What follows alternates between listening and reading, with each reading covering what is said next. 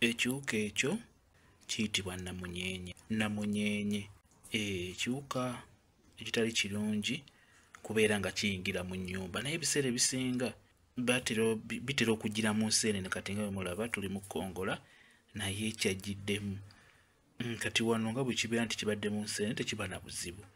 Ekibeera ekibi kyekyo ekijja ne kiyingira mu nnyumba ne kitandika n'okukaaba.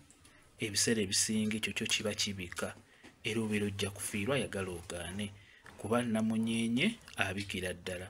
Naye bw'okisanga mu nseenene kati nga bwe bulaba kino tekiba na buzibu.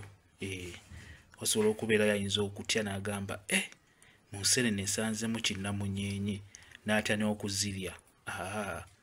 Totya, kijjeemu okisuule, kongola nseenene zo. N'olwekyo njagadde mbeere nga nkibalaga naye nga si kirungi ekyamazima. Kiyitibwa namunyenye.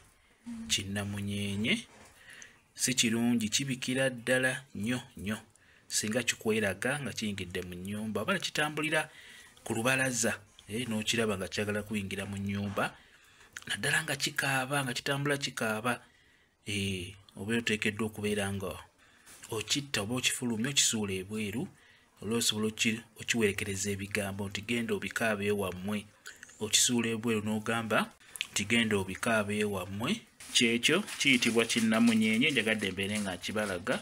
Mu nseenene mubaamu nnyo ebiwuka eby'enjawulo, biwojjolo nati na bino namunyenye nabo bibeeramu.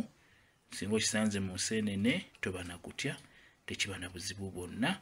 Mwebale kubeera ku channel yaffe eyitibwa Kyayiti YouTube channel yaffe. Kyembasaba mugende mu maaso n'ogyegattako, mubeere bulungi, mweraba.